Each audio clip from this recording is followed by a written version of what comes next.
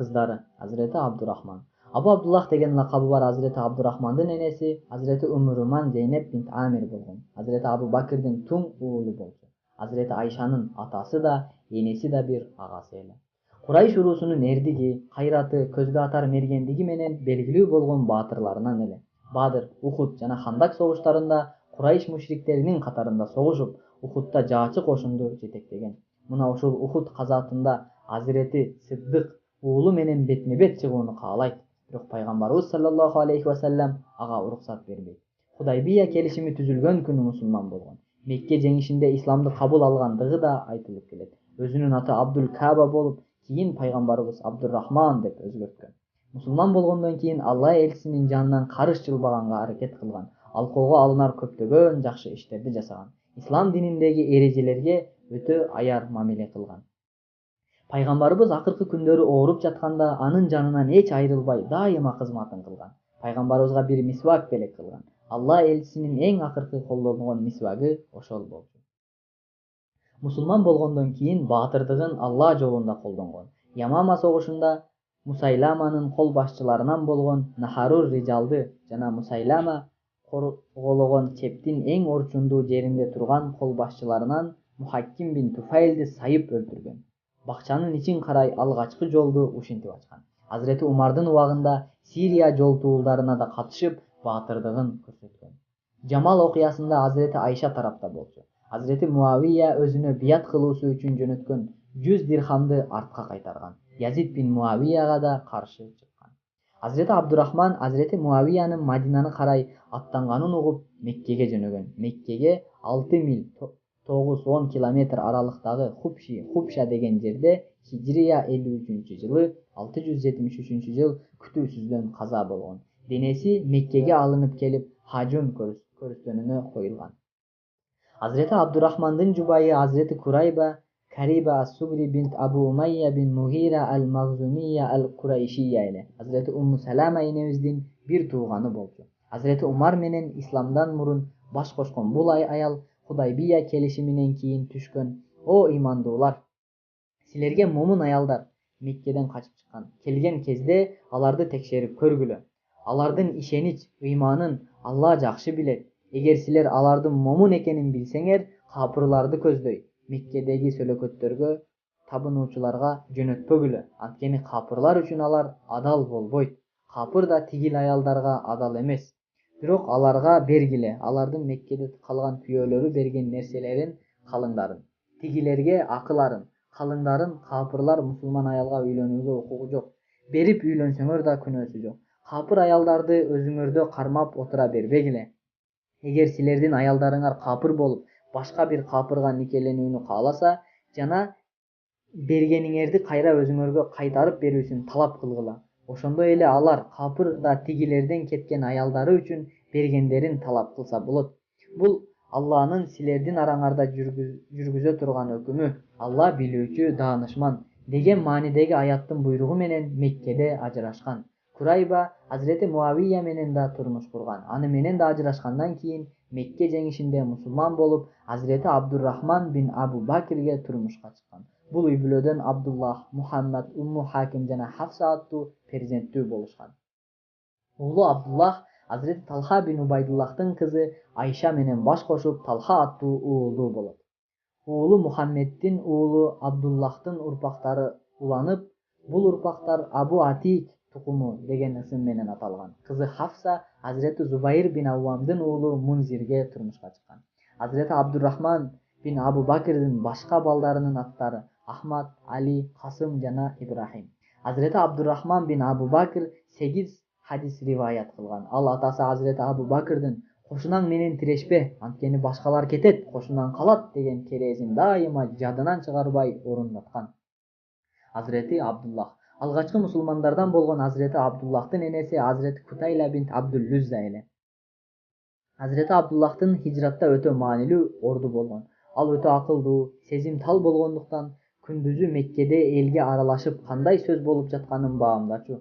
Күгүм киргенден кийин эл арасындагы кабарларды пайгамбарыбызга саллаллаху алейхи вассалам атасы Абу Бакирге жеткирүү үчүн жашыруун Саур үңкүрүнө барчу. Таң атканда бул күчтүү тайманбас сахаба Меккеге кайра келип ишин уланткан.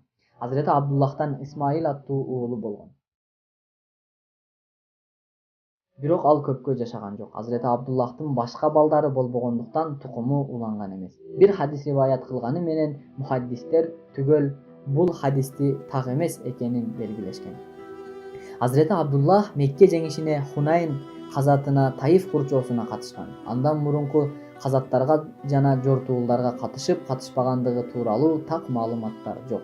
Хижрия 10-жылы 632-жыл 40 күнгө созулган Таиф курчоосунда көзүнө жанын жебеси кадалып, ошол жаранын айынан 40 күндөн кийин Азирети Абу Бакр халифа болуп турганда Шаввал айында шейит катары көз жумган.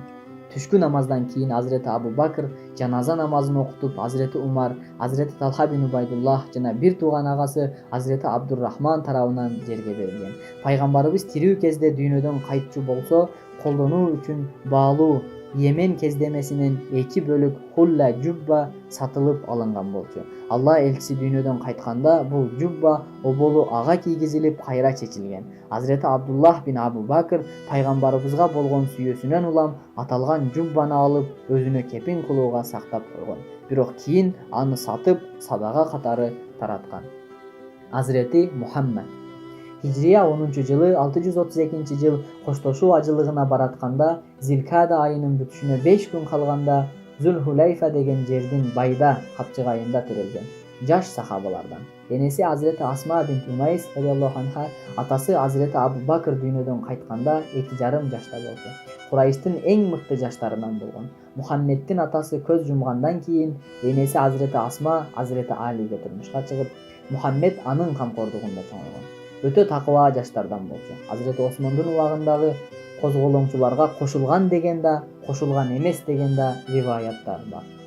Азирети Мухаммед бин Абу Бакр Ирандын падышасы 3-Ездигерттин кызы Азирети Шахрабануга үйлөнүп, андан жалгыз уулу Касым Хижрия 30-жылы 650-жыл дүйнөгө келген. Касымдын Абу Мухаммад Абдуррахман жана Умму Фарва аттуу перзенттери болгон. Умму Фарва Азирети Зайналабидин Али бин Хусейндин уулу Мухаммедке турмушка чыккан.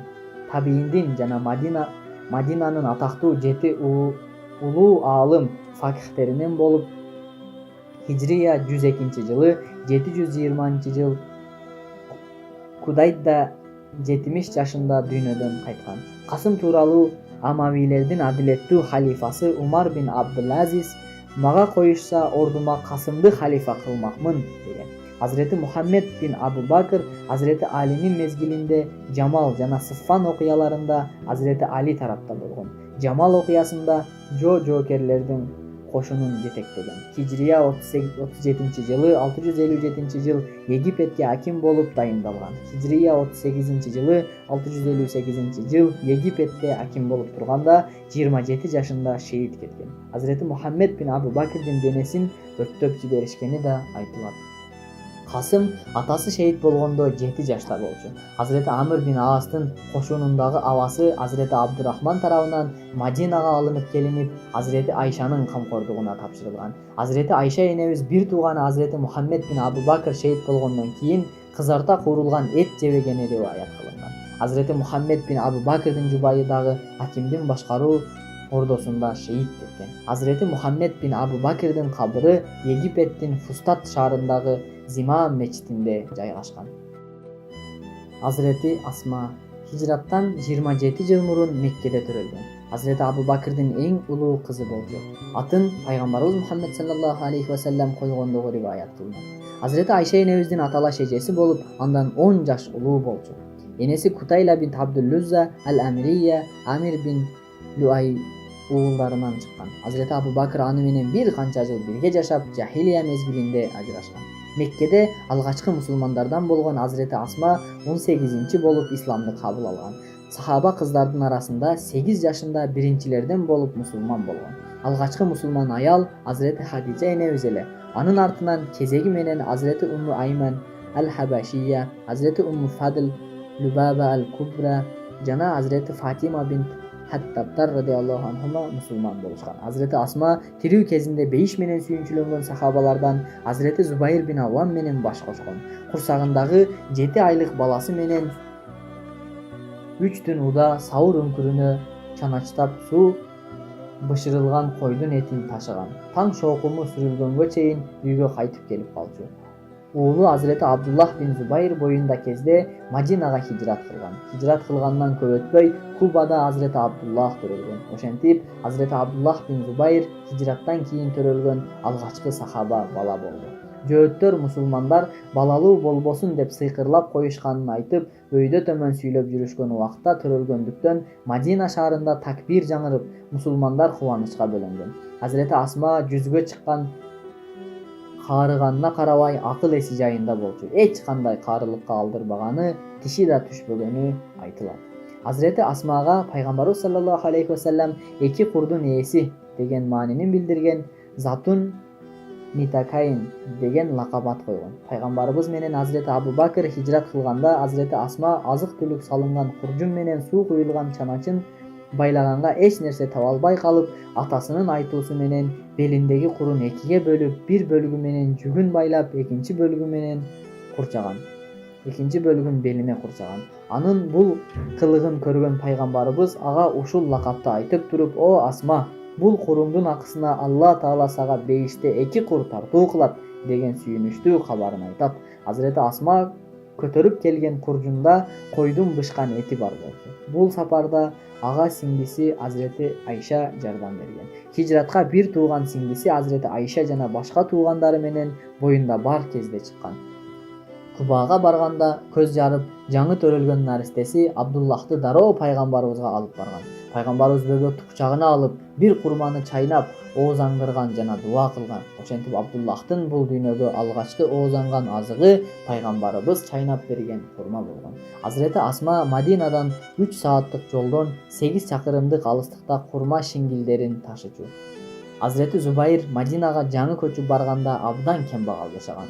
Болгон мүлкү бир ат болчу. Азирети Асманы тарткан кыйынчылыктарынан улам атасы Азирети Абу Бакр ага жардамчы берген. Азирети Зубайр көп өтпөй мухажирлердин эң бай адамдарынын катарына кошулган. Азирети Асма Мадинадагы алгачкы күндөрүн мындай эскерет: "Атка кургак чөп жана суу берчүмүн. Арпаны жаргылчакка тартып, ун кылып, камыр жууруп, нан жасачумун. Бирок тандырга нан бышырганды жакшы үйрөнө албадым. Ошондуктан ансар аялдар нан бышырганга жардам беришчү. Алар чындыгында жакшы аялдар эле. Курманын уруктарын Алла элчиси Зубайрга иштетүү үчүн берген эгин талаадан үйгө чейин төбөмө көтөрүп ташычумун. Хижрия 6-жылы энеси Кутайла мейиз, май, быштак жана мөмө жемиш алып, 628-жыл Мадинага Азирети Асмадан кабар алганы барат. Зыяратка келген аял Кутайла эмес, тайжеси болгону Азирети Асма ага апа деп кайрылганы тууралуу риваяттарда бар. Азирети Асма: "О момундар, эгер атаңар жана агаларыңар ыймандан көрө капырлыкты жакшы көрүшсө, аларды жакыным деп эсептебегиле. Ким аларды дос санаса, анда алар өздөрүнө зулумдук кылуучулар" деген аятты эстеп, аны үйүнө киргизбей күттүрүп коет. Ошол кезде Азирети Айша бирөөнү жөнөтүп, эмне кылуу керектигин пайгамбарыбыздан суратат. Пайгамбарыбыз Азирети Асмага апасын же тайжесин үйгө киргизип, сый көрсөтүүсүн буйрат. Ошондо төмөнкү аяттар түшөт. Алла диниңер үчүн силер менен согушпагандарга жана мекениңерден кууп чыкпагандарга жакшылык кылууңарга жана аларга адилеттүү болууңарга тыюу салбайт. Акыйкатта Алла адилеттүүлөрдү сүйөт. Ушундан улам зыяратчыны үйүнө киргизип кабыл алат. Энеси Азирети Кутайланын кийинчерээк ислам динин кабыл алгандыгы риваят кылынган. Азирети Асма уулу Азирети Абдуллах бин Зубайр Харам мечитинде курчоого алынганда кабар алганы барат. Бул акыркы зыяратында улгайган карылыктан көздөрү араң-араң көрүп калган Азирети Асма: "Бери жакын келчи уулум, бул дүйнөдөгү акыркы жолугушуумда сени жыттап кучактап алайын" дейт. Азирети Абдуллах анын алдына тизе бүгүп ийилет. Азирети Асма аны бекем кучактап, башынан, жүзүнөн, мойнунан жыттап, өөп, керезин айтат да: "О Аллахым, Абдуллахтын уктабай, түндүн караңгылыгында баары уктап жатканда ыйлаганына ыраазы бол. О Аллахым, орозо болуп туруп Мадинадан Меккеге сапарга чыккандагы ачкачылыгына, чаңкаганына ыраазы бол. Ата энесине карата дурустугуна ыраазы бол. О Аллахым, сабырдуу, туруктуу адамдарга берген сыйыңды уулумдун урматына мага да тартуулай көр деп дуа кылат. Азирети Асма 56 хадис риваят кылган. Бухари менен Муслим бирдей жазып калтырган 14 хадиси бар. Азирети Абдуллах бин Аббас, балдары Абдуллах бин Зубайр, Урва бин Зубайр, Абдуллах бин Абу Мулайка радиаллаху анхум жана башка бир канча уулу андан уккан хадистерин риваят кылышкан. Пайгамбарыбыз Азирети Абу Бакр менен бирге хижрат кылып кеткенде Абу Жахил бир канча жоросу менен келип Бани Хишамдын жана мусулмандардын үйлөрүн бирден тинтип чыгат. Бир маалда Азирети Асманын үйүнөн да курчоого алып, кайда кетишкенин сурайт. Азирети Асма билбейм, билсем да айтпайм деп жооп кайтарат. Бул жоопко ачууланган үммөттүн фараону аны катуу чаап жиберет. Азирети Асманын жүзүнөн кан агып, мойнундагы мончоктору чачырайт. Азирети Асманын ошол кездеги күйөөсү Зубайр да хижрат кылып кеткен болчу. Азирети Асма тууралуу пайгамбарыбыз жакшы сөздөрүн көп айтчу. Бир жолу Асма колуңду байлаба, болбосо Алла сага тартуулай турган жакшылыгын жөнөтпөй коет деген. Анын мойнуна чыккан шишик жарасын шыпалуу колу менен сылап туруп, Аллахым, аны жарасы жаман абалга кетпөөсүнөн сактап, оорусуна шыпа бере көр деп дуа кылат. Ушул дубадан кийин Азирети Асма айыгып кетет. Азирети Асманын дубасы кабыл боло турган дубалардан болчу. Кыйынчылыкка дуушар болгондо өзгөчө ысытма оорусуна кабылгандар көп келишчү. Алардын көкүрөгүнө суу сээп дуа кылып айыктырчу. Келгендерге ысытманын табы тозок отунун бир мисалы, бул кыйынчылыкты муздак суу кетирет деген хадисти эскертчү. Азирети Асма Азирети Зубайрдан Абдуллах, Мунзир, Урва, Асым, Мухажир аттуу уулдарды, Хадича, Аль-Кубра, Умму Мухсин, Умму Хасан, Айша аттуу кыздарды көргөн. Ярмук согушунда күйөөсү Азирети Зубайр бин Аввам жана уулу Абдуллах менен бирге катышкан. Мумтахина сүрөсүндөгү Алла диниңер үчүн силер менен согушпагандарга жана мекериңерден кууп чыкпагандарга жакшылык кылууңарга жана аларга адилеттүү болууңарга тыюу салбайт.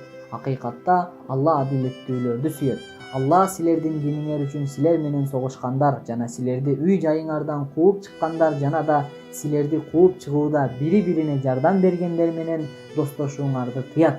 Ким алар менен достошсо, анда алар Алланын алдында адашкандар болот деген аяттар ал тууралуу баяндалганы айтылат. Аалым фикхта өтө терең илимге ээ болуп, түш жорууга да атасындай жөндөмдүү эле. Уулу Мунзир апасына Ирактан жука кездемеден тигилген көйнөк алып келип берген. Ошол кезде көзү жакшы көрбөй калган Азирети Асма көйнөктү колуна кармап туруп, кайра кайтарып берген. Мунзир: "Апа, бул дене көрүнө тургандай жука эмес" дегенде апасы: "Бул сен айткандай жука болбошу мүмкүн, бирок дениме чыпташып, дене мүчөлөрүмдү көрсөтүп коет" деген. Анын кызматын кылган Аббад бин Хамза бир күнү мени базарга жөнөтүп, өзү намазга турду. Базарга барып кайра келсем, дагы эле намазда экен. Эми Алла бизди ийгиликке жеткирип, заардуу азаптан сактады деген аятты көз жашын төгүп токтобой кайталап жатты деп эскерет. Бул окуяны Азирети Зубайр айтканы риваяттар бар. Азирети Умар ал үчүн жылына 1000-3000 жөлөк пул берип турган. Азирети Абдуллах бин Зубайр: "Мен мурун кийин апам Асма менен тайэжем Айшадан өткөн жоомарт аял көргөн эмесмин.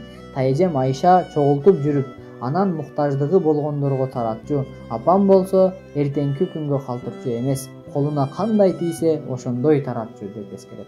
Азирети Асманын бул сапаты пайгамбарыбыздын "Асма, колуңду бекем байлап, зыкымдык кылба, болбосо Алла Таала сага жакшылыктарын жөнөтпөйт" деп айткан насаатынан улам пайда болгон.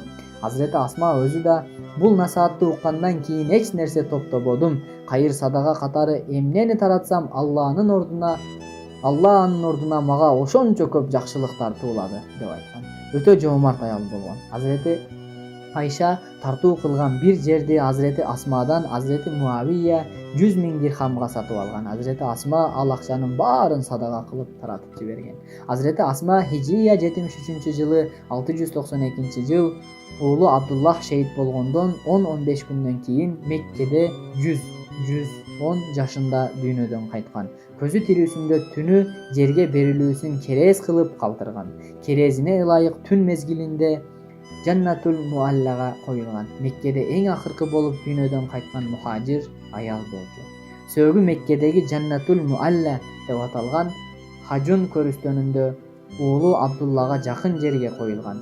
50 жашында күйөөсү Азирети Зубайыр менен ажырашып калган өмүрүн уулу Абдуллах менен Меккеде өткөргөнү айтылат. Азирети Асма акылдуулугу, зээндүүлүгү, бекемдиги, ыймандуулугу, сабырдуулугу жана кайраттуулугу менен белгилүү болгон. Өтө адеттүү да болчу. Такыбалыкта, жөнөкөйлүктө бийик туруп, акындык жагынан да күчтүү эле. Көркөм өнөрчүлүк жагынан да дасыккан адис болуп, чертме аспаптарды жакшы черткен. Түш жорууда да өтө көсөм эле.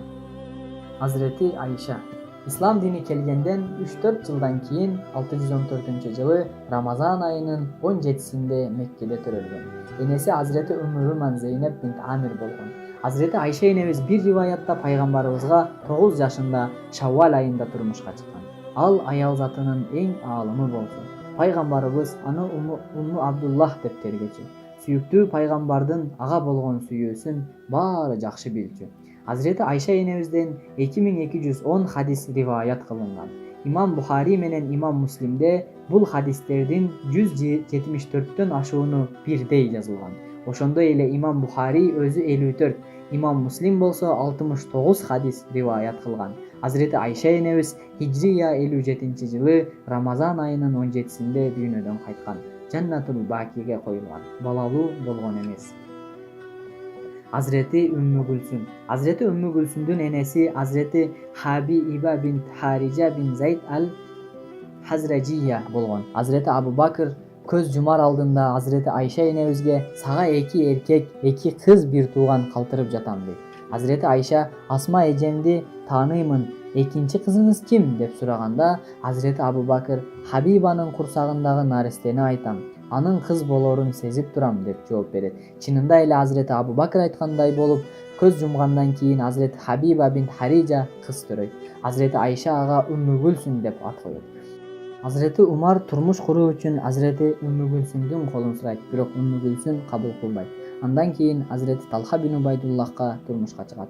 Андан Закария, Юсуф жана Умму Имран Айша дүйнөгө келет. Бул Айша тайекеси Абдурахмандын уулу Абдуллахка турмушка чыгып, Талха аттуу уулу болот. Бул Талханын Меккеде акимдик кылган Мухаммед аттуу уулу болгон. Бул Мухаммеддин Айша аттуу бир кызы болуп, Азирети Абдуллах бин Аббастын уулу, Алинин уулу Сулаймандын аялы болгон.